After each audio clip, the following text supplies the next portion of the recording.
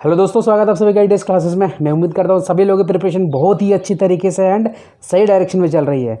तो आप सभी लोगों को होली की बहुत सारी शुभकामनाएं हैं। अच्छे से भाई होली का फेस्टिवल है तो एंजॉय भी करना है, उसके बाद फिर अपना बैक टू द पवेलियन आके अपनी तैयारी भी करना है। तो रेलवे के एस्पिरेंट्स जितने भी सारे लोग रेलवे में जेई एसएससी एंड टेक्नीशियंस और एलपी की तैयारी कर रहे हैं उनके लिए बहुत ही इंपॉर्टेंट वीडियो मेरे भाई। इस वीडियो को अगर आपने क्लिक किया है तो पूरा देखना। मैं बता रहा हूँ कि आपको लग रहा होगा कि वो यार चलो सर तो बस ऐसे ही बोले जा रहे हैं, बट वीडियो को मैं बता रहा हूँ जब मैं नोटिस डिस्कस करूँगा ये वाला नोटिस तो इतनी सारी चीज़ें आपको पता चलेगी कि न्यू वैकेंसीज आएगी कब, उसके बाद कितनी सारी वैकेंसीज खाली है। ये रेलवे की जो यूनियन होती है उन्होंने रेलवे बोर्ड को प्रस्ताव रखा है मेरे भाई, इसलिए इस वीडियो को तो यार जरा से मिस कर मत करना। बहुत सारी चीज़ें अब मैं आपको 100% श्योर बताना चाहूँगा कि आप लोगों को पता ही नहीं होगा कि भाई रेलवे के सिस्टम में इतनी सारी चीज़ें होती भी है, और ये आपको इसलिए पता रखना है क्योंकि तभी आपको समझ में आएगा भाई जो आप तैयारी कर रहे हो तो आपकी न्यू वैकेंसीज कब आएगी और कितनी मतलब आप एक्सपेक्टेड कर सकते हो वैकेंसीज़ की। तो चलो, अगर सबसे पहले तो बताना चाहूँगा कि अगर ये वाली वीडियो जिन लोगों ने नहीं देखा है, क्योंकि जो रेलवे यूनियन ने जो अपना प्रपोजल रखा हुआ रेलवे बोर्ड को, तो वो उन लोगों ने इस वीडियो में मैंने बताया हुआ एक नोटिस निकला था, उस नोटिस को ही सारे ही उन्होंने प्रपोजल रखा है न्यू वैकेंसीज़ के बारे में। और आपको समझ में ये आएगा कि भाई जितने भी सारे जोन होते हैं, टोटल 19 जोन है हमारे पूरे ऑल ओवर इंडिया में, उन जोन में कितनी सारी वैकेंसीज़ ग्रुप सी के लिए खाली है। तो वीडियो पूरा देखना। ये वीडियो भाई मिस अगर कर रहे हो तो मुझे लगता है कि आप भाई गलत यूज़ कर रहे हो अपने इस मोबाइल का, क्योंकि ये बहुत ही मतलब क्या बोलते हैं एक ऑथेंटिकेशन आपको इन्फॉर्मेशन में देने जा रहा है। उस नोटिस को मैंने इतने बार पढ़ा है कि मत पूछो। तो चलो बिना किसी टाइम बर्बाद का उस नोटिस को हम लोग अच्छे से डिस्कस करते हैं, ठीक है। तो चलिए डिस्कशन करते हैं उस नोटिस के बारे में। देखो दोस्तों, तो रेलवे में क्या होती है ना कि हर डिपार्टमेंट की एक यूनियन होती है। तो ये आप देख सकते हो इसमें क्या लिखा हुआ है, Indian railways technical supervisors association. तो ये जो टेक्निकल सुपरवाइजर जेई एसएससी होती है उसकी यूनियन है। बट इस यूनियन ने इतनी मेहनत की है कि इन्होंने पूरे रेलवे में जितने भी सारे जोन हैं उसमें ग्रुप सी के लिए जितने भी सारे पोस्ट एएलपी से लेकर टेक्नीशियंस सारे मतलब जितनी भी सारी पोस्ट अभी खाली है सबका इन्होंने ब्यौरा दिया है। और क्या चीज़ इसमें इम्पॉर्टेंट है जो इन लोगों ने एक प्रपोजल रखा है रेलवे बोर्ड के पास, वो भाई वीडियो पूरा देखना मेरा आपसे रिक्वेस्ट है क्योंकि मुझे पता है कि इस वीडियो का इंपॉर्टेंस कितना ज़्यादा है। तो देखो, ये जो है ना एक यूनियन है रेलवे में, और आप इसको सर्च भी करना तो भाई ये देखो, ये जाना गूगल पे तो आपको वहाँ पे दिख जाएगा। ये नोटिस मैंने वहाँ से डाउनलोड किया हुआ है। तो क्या है, आप देख सकते हो कि भाई किसको लिख रहे हैं हम लोग, chairperson CRC cadre restriction committee railway board rail भवन न्यू दिल्ली, ठीक है। तो इस यूनियन ने एक लेटर लिखा इनको, और ये सब्जेक्ट क्या है इसमें, cadre restructuring of group C categories registered category of technical supervisors. मतलब इन्होंने ये बोला केडर क्या होता है, केडर एक ग्रुप होता है, ठीक है। जैसे आप उस ग्रुप में क्या होता है, कुछ फंक्शन वो करते हैं किसी पर्टिकुलर चीज़ के लिए। जैसे मान लो जेई है, जेई क्या हो गया, एक केडर हो गया, एलपी एक केडर हो गया, ठीक है। तो ग्रुप में सी में जो कुछ पोस्ट ऐसी पोस्टें होती है जो एक कमेटी बनेगी। कौन सी कमेटी, जिसको बोलेंगे चेयरपर्सन जो है अभी कैडर रीस्ट्रक्चरिंग कमेटी। तो उनको ये लेटर भेजा जा रहा है कि आप जो रीस्ट्रक्चर कर रहे हो, ठीक है। तो इस लेटर को उन्होंने रेफरेंस बनाया हुआ है उसमें, इसलिए मैंने बोला था कि स्टार्टिंग में वो वीडियो जरूर देखना, ठीक है। तो देखते पहले सबसे पहले देखेंगे कि रेलवे की जो आपके यूनियन है उन्होंने क्या क्या डिमांड किया हुआ है रेलवे बोर्ड से। तो उन्होंने डिमांड किया है कि combined cadre restructuring of group A B and C on the railways. मतलब ए बी और एंड सी का जो रीस्ट्रक्चर करना, रीस्ट्रक्चर का मतलब क्या होता है कि जो ग्रुप सी का जो ढांचा पहले से बन कर रखा होगा प्रमोशन के लिए, ठीक है, या नंबर ऑफ वैकेंसीज के लिए, उसको क्या बोल रहे हैं, रीस्ट्रक्चर करेंगे, उसको फिर से चेंज कर रहे हैं।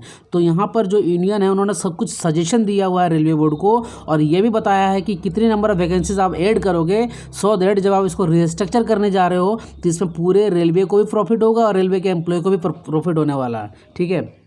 तो देखो, सबसे पहले क्या है कि combined cadre restructuring of group A B and C on the railways में क्या बोला गया है कि रेलवे में please increase number of group B gazetted post from present में कितना 0.33% से लेके 2.9%। देखो क्या होती है, रेलवे में A B C D 4 group की पोस्ट है।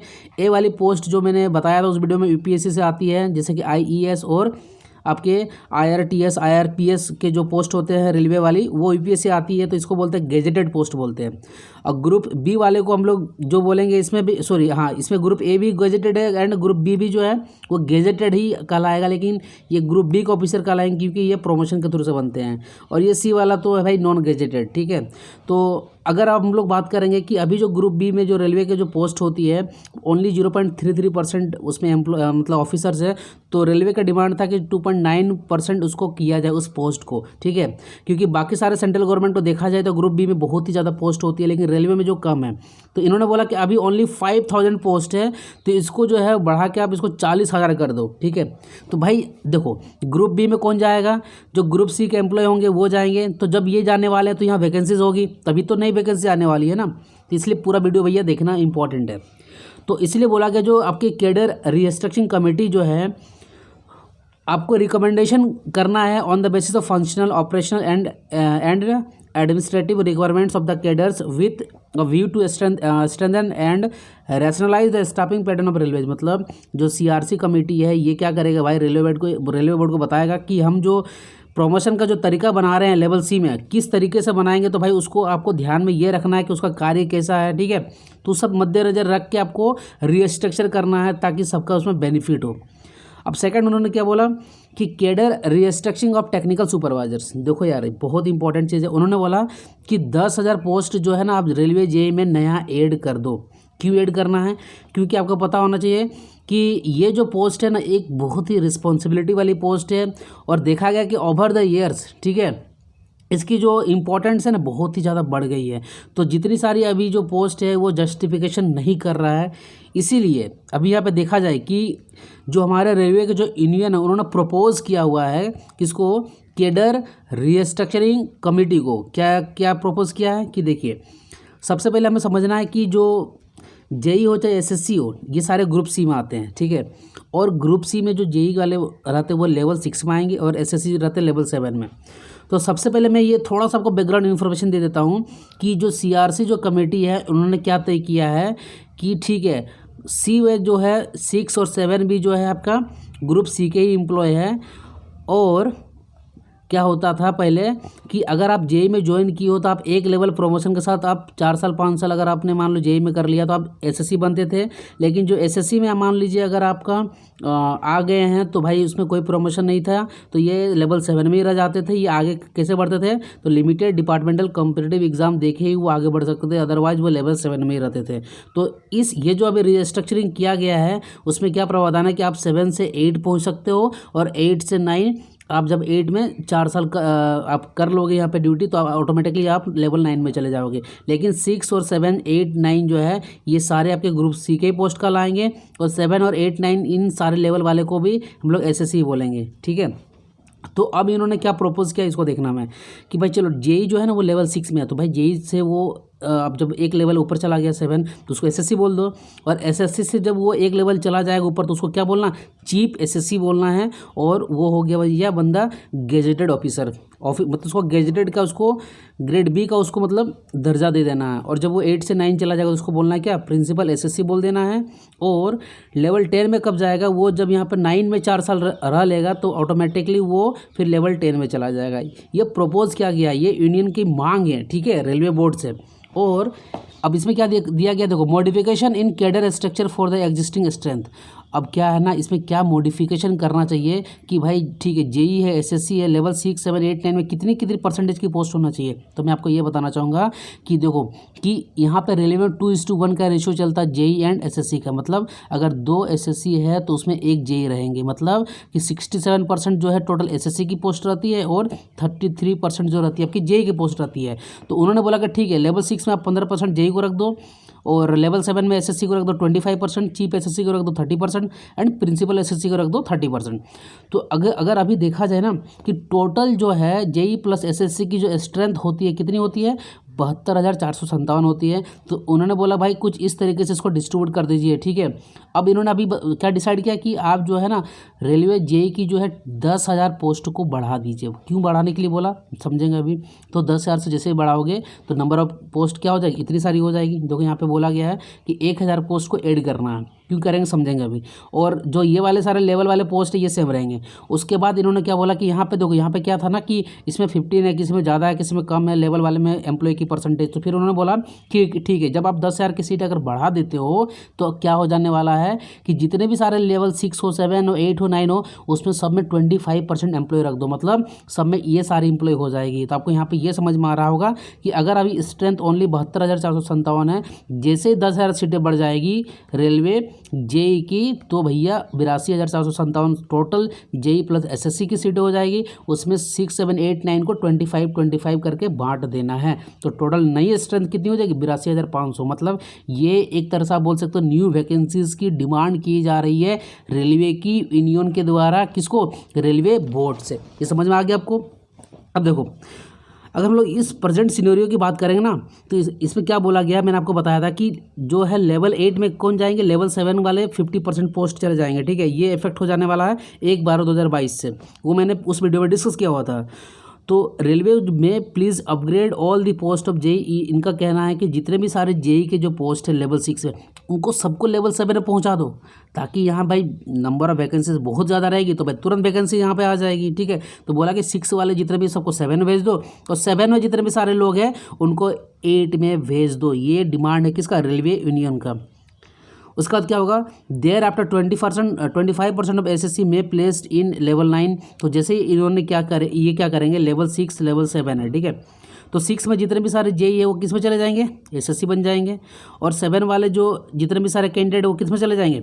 8 में चले जाएंगे। तो ये बन जाएंगे भाई कितना आपके हो गए यहाँ पे 8 में चले जाएंगे। ये चीप एसएससी का लाएंगे यहाँ पे। तो मान लो यहाँ पे 50%, सपोज 50% है, सपोज करो। ठीक है, उसके बाद 8 वाले 9 में कब जाने वाले हैं? जब 4 साल हो जाएगा। तो भाई इसमें क्या बोला गया है कि ठीक है, देयर आफ्टर 25% ऑफ एसएससी में प्लेस्ड इन लेवल 9। आप यहाँ क्या करो, 9 में फिर प्लेस्ड कर दो कितने? 25% ऑफ एसएससी और chief SSC and 25% in level 10 as principal SSC. फिर जब आप आगे फिर यहाँ पे जब लेवल 9 वाले में जब वो 4 साल रह जाएंगे तो उनको भी ऑटोमेटिकली मतलब किसमें कर देना है? पोस्टिंग प्रिंसिपल एसएससी में कर देना। तो नॉर्मल सी बात आपको यहाँ पे ये समझना है कि यहाँ पे जो है एक डिमांड किया गया है रेलवे की यूनियन के द्वारा कि जितने भी सारे जेई है सबको एसएससी बना दो, और जितने भी सारे एसएससी है उनको क्या बना दो? आप उनको लेवल 8 में भेज दो, ताकि नंबर ऑफ सीटें जो यहाँ पे बढ़ जाएगी। ठीक है, और इसलिए यहाँ पे लेवल और 9 और 10 में तभी ना लोग जल्दी जा सकते हैं, क्योंकि 6 की पूरी सीटें खाली हो जाएगी, और 7 वाले भाई जितने सब 8 में चले जाएंगे, तब जाके 9 और 10 में भी लोग जल्दी जाएंगे। क्लियर है? उसके बाद ये भी बोला गया है कि जेई और एसएससी जो डिजाइन ड्राइंग डिपार्टमेंट हो गए होंगे, डीएमएस जिसको बोलते हैं डिपोर्ट मटेरियल सुपरिटेंडेंट, जो जिनके रहेंगे, ठीक है, स्टोर्स डिपार्टमेंट के जो रहेंगे, मैं प्लीज़ रीस्ट्रक्चर ऑन पर विथ टेक्निकल सुपरवाइजर। मतलब उनको भी जो है अच्छे से उनका भी रीस्ट्रक्चर किया जाए। तो ये तो आपको समझ में आ गया कि भाई उनका एक किस तरीके से उन्होंने बोला कि भाई ठीक है कि नंबर ऑफ सीटें कितनी कितनी होने चाहिए। फिर आगे चलिए देखते हैं, बहुत ही इंपॉर्टेंट डिस्कशन ये भी है। फिर उन्होंने बोला कि इन्होंने क्या सबमिट किया, फिर इन्होंने क्या डिमांड किया वो समझते हैं। देखो, ग्रुप सी जो कैडर वाली जो पोस्ट है, इनका रीस्ट्रक्चरिंग करना क्यों इंपॉर्टेंट हो जा रहा है? मैंने आपको बताया कि जो जेई आते थे वो लेवल 6 से लेवल 7 जाते थे, और जो एसएससी में आते थे वो 7 में ही रह जाते थे। समझ रहे हो? उनकी कोई प्रमोशन नहीं है। और ये वाली जो है भाई देखा जाएगा बहुत ही ज़्यादा रिस्पॉन्सिबिलिटी वाली एक जॉब है, आपकी सुपरवाइजर वाली जॉब होती है। तो फिर उन्होंने बोला कि combined cadre restructuring of group A B and C on the railway जो होना चाहिए, कैसा होना चाहिए? देखिए, क्या इसके पहले कभी रीस्ट्रक्चरिंग हुआ था? बिल्कुल हुआ था, लेकिन उसमें पहले कभी सुधार इस तरीके से नहीं किया गया था कि आप लेवल 7 में जो आ रहे हैं उनको किस तरीके से वो आगे बढ़ेंगे। ठीक है, तो यहाँ बोला जा रहा है कि एसएससी जो होते हैं उनकी क्वालिफिकेशन आपको पता है वो ग्रेजुएट इंजीनियरिंग मतलब बीटेक वाले आते हैं, और उसके बाद देखा जाता है उसमें नो इम्प्रूवमेंट, उस कैडर में कोई इंप्रूवमेंट ही नहीं हो रहा 1984 से अगर उसमें देखा जाए तो। और जो जूनियर इंजीनियर आपके आते हैं वो एलिजिबल होते हैं खाली 1 प्रमोशन के लिए, वो 6 से 7 जाते हैं पूरे एंटायर करियर में। ठीक है, तो इसीलिए बोला गया है। और हमको ये भी समझ में आ रहा है कि जो इतनी ज़्यादा ड्यूटी की रिस्पॉन्सिबिलिटी बढ़ जाती है आपके टेक्निकल सुपरवाइजर में, कहाँ पे? रेलवे में। तो भाई क्यों नहीं इनका प्रमोशन भी किया जाए? भाई कोई बंदा एसएससी में आएगा तो क्या वो एसएससी में लाइफ टाइम रह जाएगा? अगर मान लो अगर नॉर्मल उसकी प्रमोशन नहीं होगी तो भाई उसको लगे यार उस जॉब में जाना ही बेकार है, क्योंकि उसमें प्रमोशन ही नहीं है। समझ में आ रहा है आपको? अब फिर आगे देखते हैं और क्या क्या डिमांड यहाँ पर क्या गया है। उसके बाद यहाँ पे देखा गया कि 1979, 84, 93, 2003 और 2013 में कैडर को रीस्ट्रक्चरिंग किया गया। ठीक है, लेकिन उसमें यहाँ पे स्टेगनेंसी देखा गया, मतलब लेवल 7 वाले को लेवल 7 में ही देखा गया, सिर्फ लेवल 6 से लेवल 7 में ही जा सकता था भाई जो सुपरवाइजर होते थे जेई में। उसके बाद यहाँ पे बोला ये गया है कि द पोस्ट ऑफ एसएससी जो है द पोस्ट ऑफ एसएससी की अगर बात करें, not received any upgradation in the past 5 cadre restructuring exercises, मतलब जो पास्ट 5 जो इस तरीके से केडर का जो रिस्ट्रक्चर किया गया है उसमें से कोई भी अपग्रेड नहीं किया गया है मेरे भाई। तो अब बोले कि अगर आप इस बार अगर आप अपग्रेड कर रहे हो मेरे भाई तो कुछ अच्छे तरीके से करो, ताकि 7 में भी चल जाएँ, 8 में भी चल जाए, 9 में चल जाए, 9 में तो जा भी रहे हैं, उस 10 में भी चले जाएँ, समझ रहे हो। उसके बाद यहाँ पे ये बोला गया, but most of the employees in other categories get, और बोला ये भी जा रहा है कि अगर मान लीजिए कि एसएससी और जेई का अगर छोड़ दिया जाए तो अदर लेवल 3 वाले और 4 का पोस्ट अगर देखा जाए तो उसमें बहुत ज़्यादा प्रमोशन मिलता है, कहाँ पे, रेलवे में, but except JE and SSC, JE और एसएससी में ही भाई कम मिलती है। तो there is no promotion avenue available to group B, मतलब कोई भी ऐसा मतलब प्रमोशन के लिए एवेन्यू नहीं है कि लेवल 7 वाला भाई प्रमोशन होकर भाई लेवल 8 में चला जाए, नहीं, उसको एग्ज़ाम देना पड़ेगा। कौन सा एग्ज़ाम देना पड़ेगा उसको? LDCE देना पड़ेगा। और LDCE आपको यहाँ पे देखेंगे कि भाई कितनी कम वैकेंसीज इसकी निकलती है और नंबर ऑफ सुपरवाइजर इतना ज़्यादा रहता है, तो 7 से 8 में जाने के लिए जो पॉसिबिलिटी होती है नंबर ऑफ एम्प्लॉय की, वो बहुत ही वहाँ पर कम हो जाती है, ठीक है। उसके बाद यहाँ पे क्या बोला गया है कि रेशियो बिटवीन टेक्निकल सुपरवाइजर जो होती है, ratio between technical supervisor and group B को, उसको अच्छी तरीके से साइंटिफिक बेंच मार्क लगा के भाई उसको डिटरमाइन करो कि कितनी होनी चाहिए। उसके बाद यहाँ पे ये देखा गया है कि लेस देन 1% टेक्निकल सुपरवाइजर जो होती है वो ग्रुप बी वाले पोस्ट में पहुँचते हैं, क्योंकि हमें पता है कि अगर आपको वहाँ पे ग्रुप बी में पहुँचना है लेवल 7 से ग्रुप बी में, तो उसके लिए एक एग्ज़ाम होता है और नंबर ऑफ़ वैकेंसीज उसमें बहुत ही कम होता है।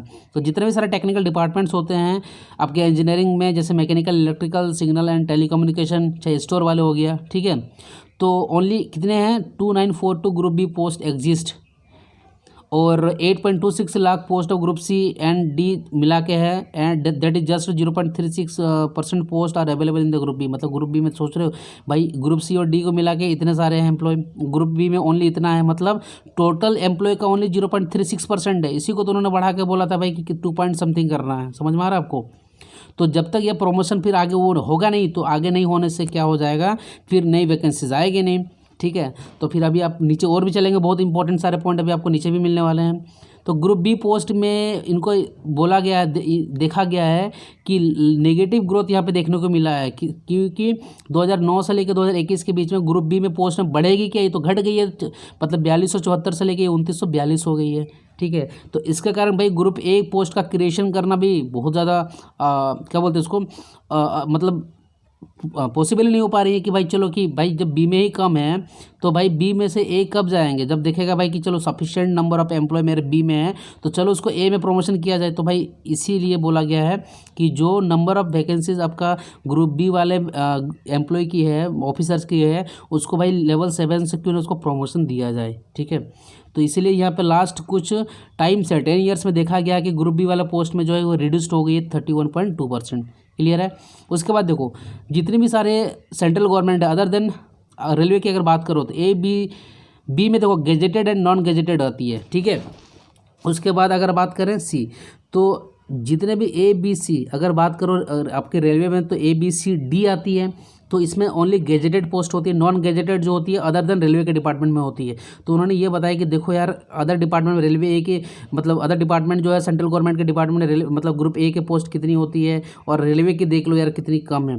तो इसलिए इसको दिखा के फिर वो बोले हैं कि भाई देखा गया है कि जो ग्रुप बी की पोस्ट जो है to total group C employees in all central government को अगर मिला लिया जाए तो वो department is 10%, which is 27 times more than railway having only ratio of 0.37। मतलब ग्रुप बी एंड सी की जो पोस्ट है अदर डिपार्टमेंट गवर्नमेंट डिपार्टमेंट में जो है तो 10% होती है, लेकिन 10% है जो कि रेलवे की जो ग्रुप बी एंड सी की पोस्ट होती है उससे 27 टाइम्स जो होती है ज़्यादा है, more than having only in the ratio of 0.37%। तो ये सब सारी चीज़ें यहाँ पर ग्रुप बी वाल और एंड सी वाले पोस्ट के लिए प्रॉब्लम क्रिएट कर रही है, ठीक है। ये रेशियो की बात कर रहे हैं यहाँ पे, ये 31 मार्च 2021 में ही देखा गया है कि group B to group C का जो एम्प्लॉय की जो रेशियो है अदर सेंट्रल गवर्नमेंट की जो डिपार्टमेंट है क्या है 10% is 10% in all central government which is 27 times more than railways having only ratio of 0.37%। भाई तो रेलवे में क्या हो जा रही है कि ग्रुप बी की पोस्ट बहुत ही कम है और सी की बहुत ही ज़्यादा है।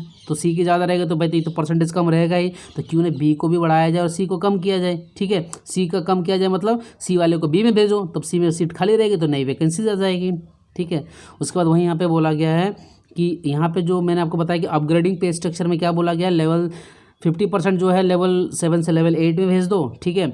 उसके बाद 8 वाला जो है वो 9 में कब चल जाएगा, 4 साल जब उसमें ड्यूटी कर लेगा वो। तो इसी तरीके से जो है एक बेनिफिट देखने को मिलेगा जो भी ज्वाइन करने वाले हैं। और इसमें ये देखने को मिला जो 90s, मतलब भाई मान लो कोई 1998 में ज्वाइन किया है और इतना साल हो गया है, तो वो तो लेवल 8 9 का जो बेसिक पेमेंट होता है उससे भी ज़्यादा बढ़ गया है, तो उसको तो कोई फ़ायदा ही देखने को यहाँ पे नहीं मिलेगा इसके कारण, समझ रहे हो। तो उसके बाद यहाँ से ये समझ में आया। चलिए अब मेन हम लोग यहाँ पे देखते हैं कि कितनी ज़्यादा यहाँ पे सीटें खाली है, ठीक है। वो सबसे ज़्यादा इंपॉर्टेंट है आपके लिए। और आपको ये समझ में आना चाहिए कि जो कैडर स्ट्रक्चर होने वाली है रेलवे जेई और एसएससी की, इसको एक बार देख लो आप। 6 7 8 9 है, ठीक है। अगर अभी बात करो कि अप टू 31/11/2022 तक की बात करें तो लेवल 6 में 33 और लेवल 7 में कितना 67 है। मैंने आपको बताया 2:1 का रेशियो चलती है। उसके बाद फ्रॉम 1/12/2022 से लेके 1/12/2026 में क्या होगा भाई, 33% तो उसको उतना ही रहने दो। ये जो 67 है ना, इसका 50% को 8 में भेज दो, ठीक है। उसके बाद क्या होगा, फिर नेक्स्ट 4 ईयर में आप जो 8 में जो गया है बंदा उसको फिर 50% इसमें भेज दो, समझ रहे हो। तो ये भैया इस तरह से 9 में चला गया। और इस तरीके से जो है टेक्निकल सुपरवाइज़र जो है भैया मेरे कि 72,457 जो है टोटल सेंशन स्ट्रेंथ है। और इसी को बढ़ा कर 10,000 बढ़ाने के लिए बोले हैं, ताकि जो लेवल 6 7 8 9 में है उसमें टोटल 25% अपने अभी एबव में देखा था, उसमें उस तरीके से कुछ सीटें होनी चाहिए। और अगर मैं बात करूं कि टोटल जो है जोन वाइज कितनी सीटें खाली है, आप देख लो यार, ये बहुत ही इंपॉर्टेंट है आपके लिए। टोटल सीटें हम लोग देखते हैं, देखिए हाँ सेंट्रल देखो, टोटल मैंने बताया 19 जोन है, तो इसमें 17 जोन का जिक्र किया गया है कि टोटल में आपको यहाँ पे सेंशन वैकेंसीज आपको यहाँ पे दिख रहा होगा। जो मोटा मोटी जो इंपॉर्टेंट चीज़ है वो मैं आपको यहाँ पे बताता हूँ। तो यहाँ पे ये क्या दिखाया गया भाई, 14,74,271, ठीक है। तो ये कॉलम किस चीज़ का था, ये कॉलम था सेंशन, मतलब इतनी जो है इस जोन में स्ट्रेंथ होनी चाहिए, ठीक है। लेवल बी सी डी को मिला के, सॉरी सी और डी को मिला के होगी। और वैकेंसीज देखो इसमें इतनी खाली है, तो इसमें ये देखा गया कि जो टोटल स्ट्रेंथ जो होनी चाहिए भैया कितना होना चाहिए, इतना होना चाहिए। और सब में मिला के अभी ओनली इतनी, मतलब जो वैकेंसीज है 3,12,039 जो है ये खाली है। तो ये खाली आपको यहाँ से कैसे पता चला, इस ऊपर वाले में जो मेंशन यहाँ पे किया हुआ था, चलिए यहाँ पे कहीं पे मेंशन किया हुआ था पोस्ट वाइज में, तो उसको हम लोग अभी यहाँ पे कहीं देखे थे। चलिए देखते हैं किधर है ये चीज़, आपको यहाँ पे देखने को मिला होगा। हाँ यहाँ पे देखने को मिला, क्या देखने को मिला यहाँ पे कि देखिए यहाँ पे भाई टोटल जो है एम्प्लॉय जो है सेंशन कितना होना चाहिए, 14,74,271। और वैकेंसी और ओनली अभी है कितना, ओनली ये वाली अभी है, तो वैकेंसी कितनी है 3,12,039 है। तो ये टोटल वैकेंसीज खाली है, ठीक है। स्ट्रेंथ ऑफ ग्रुप सी की यहाँ पे बात कर रहा है, ठीक है। और ये का डेट 31 मार्च 2022 है। रेफरेंस लिया गया रेलवे एनुअल स्टैटिस्टिकल स्टेटमेंट जो है 2020 और 21 का। तो इससे एक बात ये समझ में आ रही है कि रेलवे में जेई की और एसएससी की जो है बहुत ज़्यादा रिक्वायरमेंट है। और उन्होंने प्रपोज भी किया है कि 10,000 सीटें बढ़ाई जाए जेई की, ठीक है। और इसमें मैंने अभी आपको दिखाया लेवल ग्रुप सी में जो एम्प्लॉय होते हैं वो एएलपी एंड टेक्नीशियन भी आते हैं। तो इतनी ज़्यादा अगर उनकी यहाँ पे वैकेंसीज खाली है तो भाई क्यों एएलपी और टेक्नीशियन की भी जो सीटें हैं वो भी तो भरेगी ना यार। ये वाली इतनी जल्दी पूरी करनी है 3,12,039, तो आपको ही पता है कि जब वैकेंसीज आती है एएलपी एंड टेक्नीशियन की भी तो वो कम नहीं आती है, बहुत ही ज़्यादा आती है। तो आप एक अप्रोक्स लगा सकते हो, लास्ट वैकेंसी 13K के आसपास में जेई का था, तो इस बार हो सके अप्रोक्स 15K से लेकर 20K तक आ जाए, ठीक है। और आपने देखा कि 10,000 के जो है डिमांड किया गया है आपका जो रेलवे के जो यूनियन है। और एसएससी की भी इस बार वैकेंसीज आएगी। और इसमें आपके जो ग्रुप सी के जो एम्प्लॉय एएलपी एंड टेक्नीशियन उसकी भी वैकेंसीज आएगी। तो ये एक रेलवे के जो यूनियन है उनका प्रपोजल था, तो कि किस तरीके से न्यू वैकेंसीज को लाया जाए और कितनी आपकी जोन वाइज वैकेंसीज जो खाली है वो भी मैंने आपको यहाँ पे बताया। और बात करेंगे अब इसके बाद ये जब यहाँ पे रेलवे बोर्ड के पास जाएगा तो ये डिसाइड करेंगे भाई कि किस जोन में कितनी वैकेंसीज है और उनको कितना लेना है, वो खुद डिसाइड करेंगे। तो ये देखा जाए तो बहुत ही जल्द, मतलब आपको आने वाले कुछ महीने के बाद इसी ईयर 2023 में न्यू वैकेंसीज आपको देखने को मिलेगा। जो लोग बोलते हैं कि न्यू वैकेंसीज नहीं आएगी भाई, तो आप देख सकते हो इस डेटा में कि इस जोन में कितने सारे वैकेंसीज जो है वो आपकी खाली है, ठीक है। तो चलिए अगर लगे कि वीडियो इन्फॉर्मेटिव है तो इसको आगे थोड़ा शेयर भी कर सकते हो आप। और कुछ डाउट रहेगा तो कमेंट कर लेना, वहाँ पे मैं आपको रिप्लाई जरूर करूँगा। फिर मिलते हैं किसी नेक्स्ट वीडियो में। So guys, thanks for watching this video.